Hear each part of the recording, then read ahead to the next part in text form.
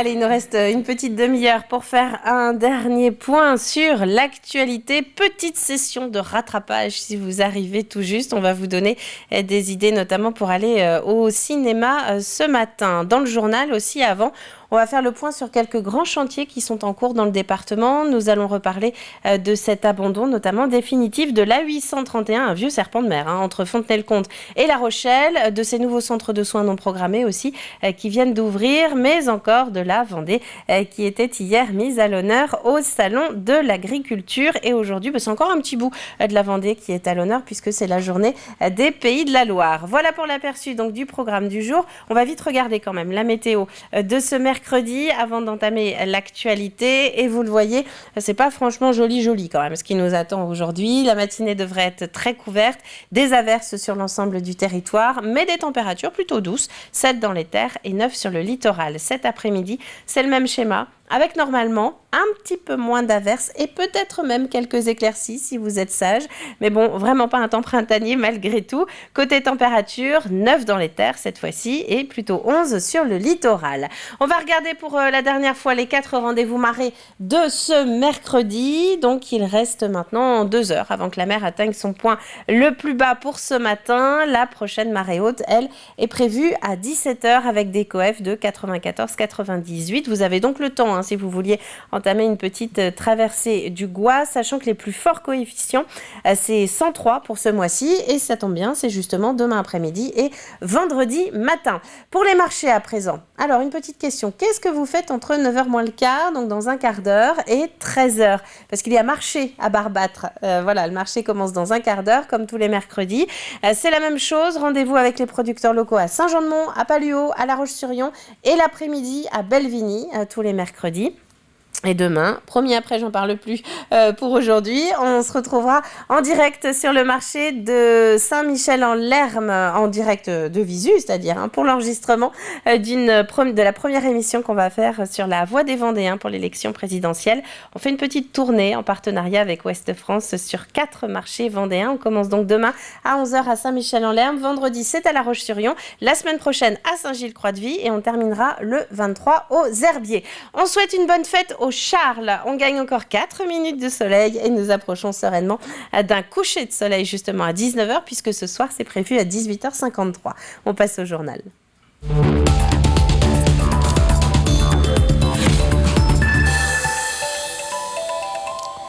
Et nous commençons donc ce journal avec le conseil départemental qui est cette semaine en pleine session de travail et de vote trimestriel. La période a commencé lundi soir avec une session délocalisée à Fontenay-le-Comte. Comme à chaque fois, un thème a été mis en valeur et cette fois-ci, c'est la mobilité et le désenclavement du Sud-Vendée dont il a été question.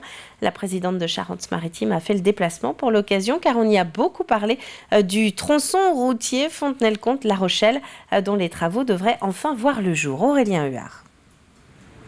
C'est la fin d'un vieux serpent de mer et le début d'un nouveau projet. Après 25 ans de négociations inabouties avec l'État, les départements de la Vendée et de la Charente-Maritime prennent le dossier en main. La page de l'autoroute A831 est définitivement tournée. Je ne crois pas tous ceux qui disent que ce projet pourrait aboutir. Nous sommes aujourd'hui avec des contraintes environnementales qui n'iront pas à s'amenuisant, qui ne nous permettront pas de réaliser ce grand projet qui n'est plus d'actualité. Le projet que le département de la Vendée va mener, c'est un projet d'une liaison fluidifiée, sécurisée entre nos 2 pôles majeurs que sont Fontenay-le-Comte et La Rochelle. Pas d'autoroute donc, ni de 4 voies, mais une 3 voies entre Fontenay-le-Comte et La Rochelle, à l'image de ce qui est prévu entre Esnay et Saint-Gilles-Croix-de-Vie. Un axe sécurisé, limité à 90 km/h, qui facilitera les dépassements et devrait fluidifier le trafic.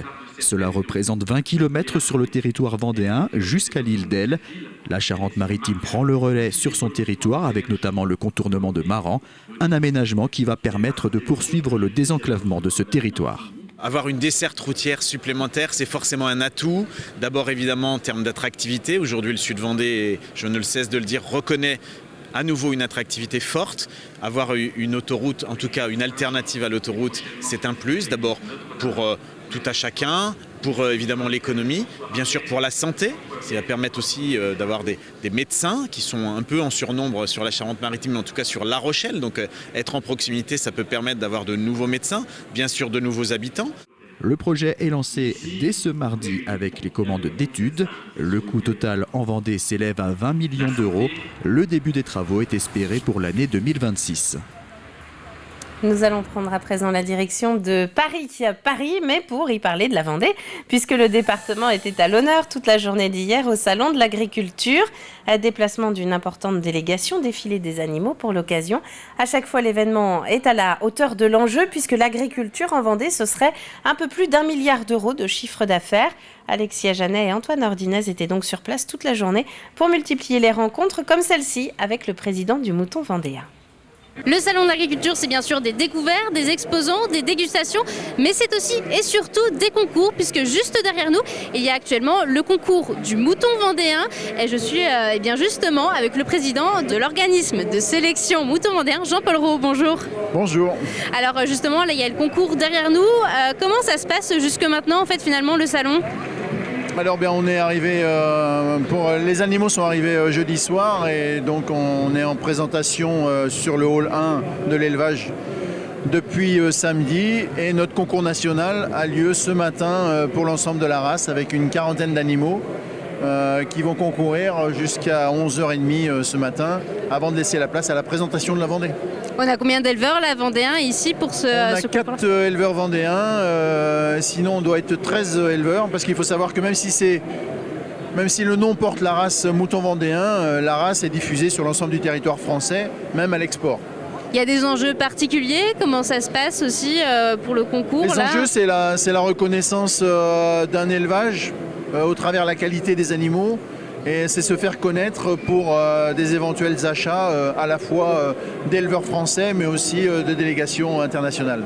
Alors là on le sait, cette édition-là c'est aussi l'édition des retrouvailles, puisque l'année dernière il n'y avait pas pu avoir de salon de l'agriculture à cause de la crise sanitaire. Est-ce qu'on sent aussi un engouement du public, des éleveurs, des exposants pour cette édition-là? Est-ce qu'on sent une ambiance particulière aussi? C'est clairement important de se retrouver. Alors se retrouver avec des gens qu'on n'a pas habitude de voir au quotidien dans nos exploitations. Pour nombre d'entre eux se retrouvent au salon à ce seul moment précis du salon. Et donc c'est vrai que ça fait plaisir pour les éleveurs de se retrouver. En tout cas, le salon de l'agriculture, notez bien, c'est jusqu'au 6 mars prochain, ici à Paris. Et aujourd'hui, c'est une journée spéciale Pays de la Loire, donc encore un petit peu de la Vendée, dans les allées du Salon de l'Agriculture à Paris. De la santé également ce matin dans le journal avec l'ARS, l'Agence régionale de santé, qui vient d'organiser à La Roche-sur-Yon un point de situation concernant l'ensemble des projets menés sur le territoire. Des projets qui ne sont pas liés à l'épidémie de Covid-19 et qui ont justement été parfois un petit peu éclipsés par le contexte sanitaire. Au programme, les centres de soins non programmés ou encore le label hôpitaux de proximité. Les précisions d'Alexandre Debray avec le directeur territorial de l'ARS. L'actualité, on l'a dit, ce sont notamment les centres de soins non programmés. Est-ce que vous pourriez nous faire un petit résumé de cette actualité-là, puisqu'ils ont ouvert depuis le 1er janvier pour certains, mais il y en a d'autres à venir? Bien sûr. Effectivement, à l'ouverture des centres de Luçon et de La Roche-sur-Yon, a suivi celle de Chaland. Et nous nous apprêtons dans quelques jours à inaugurer le centre de soins non programmés des Sables-d'Olonne. Et puis suivront ceux des Herbiers et de Fontenay-le-Comte. Donc c'est un investissement de 2 millions d'euros. Combien de salariés, puisque les médecins sont salariés, viennent graviter autour de ces centres? On peut considérer à peu près que dans chaque centre, on a une vingtaine de médecins. Autre, donc les centres de soins non programmés, qui, on le rappelle d'ailleurs, Montaigu devrait bientôt suivre, le dispositif est en cours de pourparlers. Il y a tout simplement le Ségur de la santé qui a rendu son verdict et qui a été l'objet tout simplement d'investissements qui ont été annoncés. Qu'en est-il en Vendée? Quels sont les investissements avancés? Alors en Vendée, c'est effectivement un objectif très ambitieux qu'on poursuit au niveau de l'Agence régionale de santé des Pays de la Loire et du ministère de la Santé et des Solidarités. C'est plus de 130 millions d'euros qui vont être dévolus à la modernisation, à la rénovation et parfois à la restructuration d'un certain nombre de centres hospitaliers. Et lesquels en Vendée? Alors, on va commencer par le centre hospitalier de La Roche-sur-Yon. C'est plus de 70 millions d'euros qui vont être investis pour moderniser et rénover ces plateaux techniques. Et puis, outre donc toute cette actualité-là, il y a aussi des labels remis à certains hôpitaux. On note notamment la Châtaigneraie qui renouvelle le sien et l'Île-Dieu qui vient de recevoir son label. Voilà pour l'actualité à l'ARS. Et dans le reste de l'actualité, nous allons parler culture maintenant pour refermer ce journal. À La Roche-sur-Yon, une œuvre collective est actuellement présentée dans un lieu plutôt insolite, une cave à bière, l'Orgerie, qui fait donc office de salle d'expo. L'événement se tient jusqu'au 19 mars. 7 artistes locaux partagent leurs créations. On y parle aussi bien street art que photographie. Grégoire de Châtillon.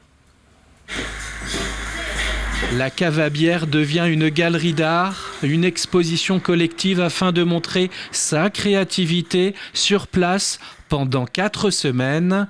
C'est la vocation de cette pause artistique. Son titre, L'art m'a tué, une pensée pour Omar Haddad avec une faute d'orthographe donc assumée. À côté, une scène de crime. On joue la scène de crime avec humour et c'est une façon de dire l'art m'a tué, mais c'est aussi comment l'art m'a fait renaître et comment j'ai pu tuer quelqu'un en moi pour mieux revivre et repartir à zéro, c'est aussi ça.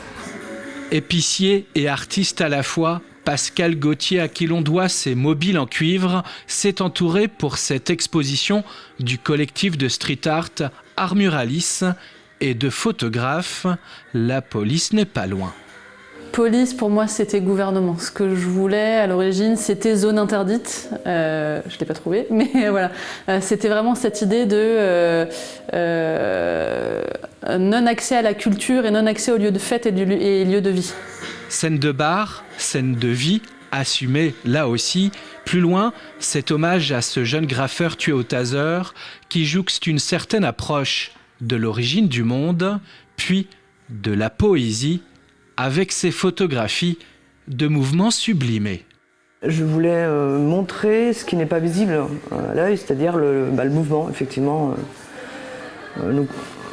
À l'œil nu, on ne peut pas voir la trace, alors qu'avec la photographie, elle permet d'inscrire ce qui n'est pas figé. De figer justement un mouvement, ce qui est complètement paradoxal, je suis d'accord. Voilà, mais je crois que j'ai réussi. Voilà. Je ne le referai pas, par contre. Parce que c'est difficile et puis voilà, c'est pas. Mais je ne pouvais pas rater cette occasion. L'art m'a tué, un bouillon de création collective à découvrir avant de mourir jusqu'au 19 mars prochain dans le centre-ville de La Roche-sur-Yon. Et on va maintenant retrouver Fanny Poirier pour les prévisions météo. Elle va nous détailler le temps prévu ce mercredi. C'est un petit peu pluvieux. On regarde ça. Bonjour à toutes et à tous. L'anticyclone résiste difficilement avec une chute des pressions. Le temps redevient pluvieux et nuageux, mais cet anticyclone regonfle à partir de dimanche avec des températures plus fraîches. On s'intéresse dans un premier temps à notre mercredi 2 mars. La pluie débarque en Vendée dès le début de matinée. Les nuages sont également assez imposants. Concernant les températures, ça reste assez doux avec un minimum de 6 degrés du côté de la Châtaigneraie, 7 degrés à Montaigu, 8 pour la Tranche-sur-Mer ou encore 10 degrés sur l'Île-Dieu. Dans l'après-midi, sous ce vent de sud-est, nous basculons vers un ciel de traîne avec donc un mélange de nuages et d'averses. Le mercure affiche une moyenne de 9 degrés du côté de Montaigu-Vendée ou encore la Châtaigneraie et 11 à 12 degrés partout ailleurs. On passe au programme des 3 jours suivants. Jeudi, les nuages dominent toujours et peuvent lâcher au passage quelques gouttes. Le mercure affiche un minimum de 5 degrés au réveil et 10 l'après-midi. Vendredi, le ciel reste bien gris tout au long de la journée. Le thermomètre est compris entre 6 et 10 degrés. Et puis samedi, la pluie du matin laisse place progressivement à un ciel plus variable l'après-midi avec le retour de quelques éclaircies. Le mercure en contrepartie baisse, comptez seulement 4 degrés le matin et 9 au meilleur de la journée. On revient à notre mercredi 2 mars. Nous serons un jour de nouvelle lune. Le soleil nous accompagne de 7h42 à 18h53. Pour rappel, le changement d'heure, ce sera à la fin du mois. Concernant l'état de la mer, elle est agitée avec de bons coefficients de marée de 94 et 98. Merci à vous de nous avoir suivis. Vous aurez le plaisir de retrouver Juliette Carto lors du prochain bulletin. Quant à moi, je vous dis à jeudi.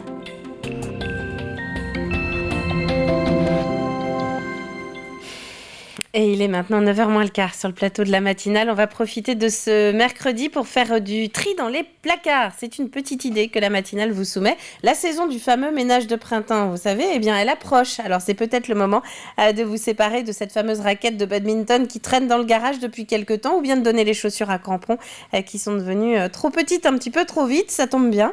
Une recyclerie sportive est en cours de développement dans le pays de Pouzauges. Regardez.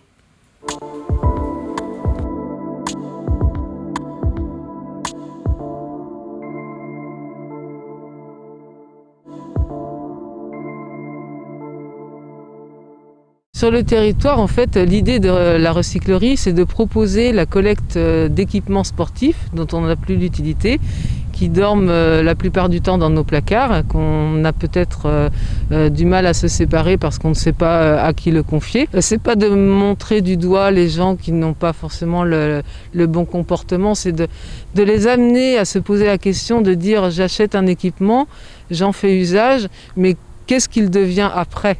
Je pense que c'est là toute la problématique, c'est si on veut continuer à pratiquer le sport dans un environnement tel que le nôtre, sur notre planète, eh bien il va falloir qu'on change de comportement, qu'on apprenne à gérer sa consommation. Il semblait important de mettre ça en place au niveau du club et des clubs sportifs, puisqu'on n'est pas les seuls à participer à cette action-là.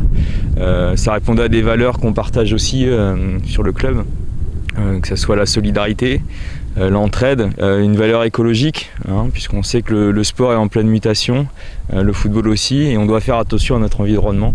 Et donc ça fait partie de ces valeurs-là. Et puis la troisième, c'est économiquement, parce que le sport, les articles de sport coûtent cher, et parfois c'est sur une utilisation de 6 mois ou une demi-année, puisque les enfants grandissent rapidement.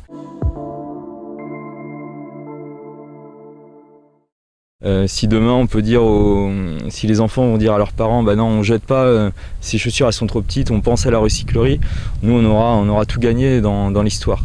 C'est de se dire voilà à la fin, ok on a acheté, on a consommé, on s'est servi de ces vêtements là, mais attention on ne jette pas, on essaye de trouver une seconde vie pour toutes ces choses. Le projet, c'est aussi de pouvoir proposer des ateliers participatifs, notamment avec des réparations de vélos, par exemple, qui est souvent phare en ce moment pour développer la mobilité, mais aussi tout type de matériel. Pourquoi ? Parce qu'on voit que lorsqu'on achète un exemple, une raquette de tennis, s'il y a le cordage qui lâche, on n'est pas forcément capable de réparer et ça va être un frein pour pouvoir retourner justement pratiquer du tennis. On va avoir, soit on n'a pas les moyens de racheter une nouvelle raquette et donc on arrête le sport, soit on ne sait pas réparer. Donc nous, on viendra proposer ce type d'atelier.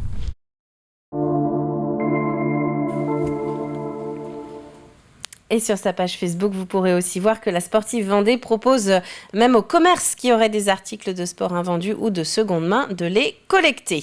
Il est temps de partir au ciné.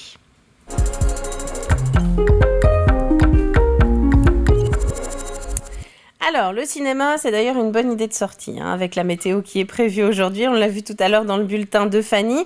Aujourd'hui, donc, Camille a apporté son choix sur un film qui est plutôt en lien avec l'actualité. Vous allez vite comprendre.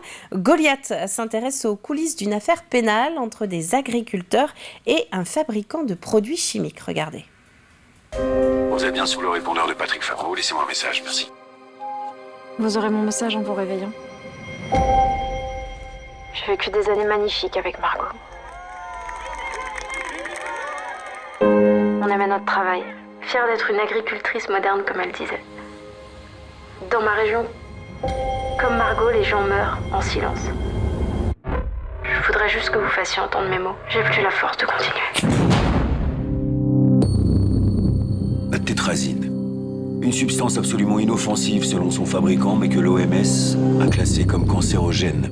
Ça fait 3-4 ans que leurs lobbies font tout ce qu'ils peuvent pour détruire tous les programmes de santé publique de l'OMS. La tétrazine est le désherbant le plus sûr jamais produit. Le meilleur. Merci. Tout le monde le sait et personne dit rien. Et nous, on crève, putain. Cultiver sans pesticides se traduirait par la disparition de plus de 30% des volumes produits. Il faut que vous vous battiez. Notre santé est en danger, nos enfants sont en danger. Certains le savent et nous mentent. C'est en train de prendre de l'ampleur, là, j'aime pas ça. Bonjour monsieur, je peux vous appeler Patrick? Non, appelez-moi maître. On a pris connaissance de vos difficultés financières. On peut sortir de ce dossier par une transaction. Le dossier Torrent, je vais le défendre jusqu'au bout. J'admire votre détermination. Faites très attention à vous. Les gens sont perdus, Paul. Notre métier, c'est de les rassurer. J'ai peur. Je veux croire qu'il y a un autre monde possible, plus honnête et plus humain. Alors je vous pose la question. Est-ce que les bourreaux gagnent toujours face à leurs victimes ? Et Goliath, c'est donc un film à retrouver dans les salles vendéennes à partir du 9 mars. Intéressons-nous maintenant au programme du jour sur TV Vendée.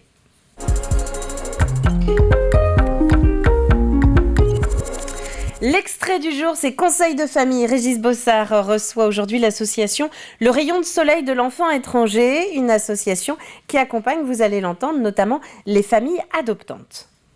Alors, notre association, c'est un organisme autorisé pour l'adoption. Donc, nous répondons en cela à des critères très stricts qui sont définis par le Code de l'action sociale et des familles.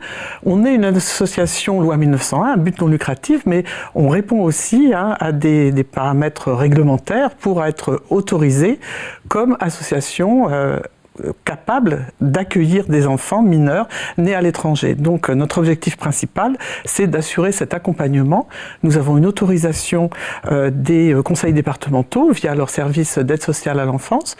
Nous sommes habilités par le ministère de l'Europe et des Affaires étrangères pour intervenir dans différents pays étrangers et nous sommes accrédités par ces mêmes pays étrangers pour intervenir sur le sol pour ensuite accueillir des enfants. Donc c'est une activité très réglementée et c'est notre première mission, donc accompagner des familles françaises à l'accueil d'enfants venus de l'étranger. Et notre seconde mission, c'est de mener des projets de solidarité internationale envers ces mêmes pays, puisque le docteur Lemire avait, dès le début, dit que nous pouvions accueillir des enfants, mais qu'il restait toujours dans ces mêmes pays d'adoption des enfants qui, eux, ne seraient pas adoptés, mais qui avaient besoin d'être aidés et soutenus. Donc c'est notre mission. Et Conseil de famille est à retrouver comme d'habitude en intégralité tout au long de la journée sur l'antenne, exemple à midi. Avant de passer au dernier rappel du jeu de la matinale, on va faire un point sur les principaux titres développés depuis 7h ce matin. Nous commençons avec le tronçon Fontenay-le-Comte-La Rochelle qui est au cœur des discussions de la session délocalisée du Conseil départemental.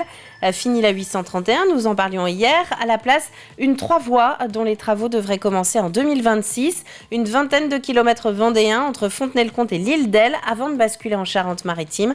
Un chantier similaire à celui qui est en cours en Trezenay et Saint-Gilles-Croix-de-Vie. Dans le reste de l'actualité, il y a aussi la Vendée au cœur du Salon de l'Agriculture. Si la journée des Pays de la Loire est organisée ce mercredi dans les allées du Salon parisien, hier c'était le département qui était à l'honneur. Délégation, défilé d'animaux représentatifs de notre agriculture ou encore des médailles au concours agricole. Vous allez pouvoir retrouver tous les reportages tournés sur place par Alexia Janet et Antoine Ordinez sur tvvendée.fr. Et puis à La Roche-sur-Yon, découverte enfin de cette œuvre collective actuellement présentée dans un lieu plutôt insolite, une cave à bière, l'Orgerie, qui fait donc office de salle d'expo pendant quelques jours. L'événement se tient jusqu'au 19 mars. 7 artistes locaux partagent leur création. On y parle street art ou encore photographie.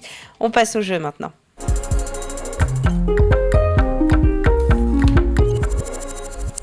Avec une question qui nous ramène là encore dans les allées du Salon de l'Agriculture depuis lundi et jusqu'à vendredi. Il n'y a pas que des bovins au Salon de l'Agriculture, c'est ce que vous savez peut-être et c'est ce que vous voyez sans doute sur les images qui s'affichent. C'est aussi l'occasion pour une autre espèce très représentative de la Vendée de se faire connaître. Oui, mais laquelle ? À vous de nous le dire, vous avez jusqu'à vendredi midi pour envoyer votre réponse sur le site internet de TV Vendée.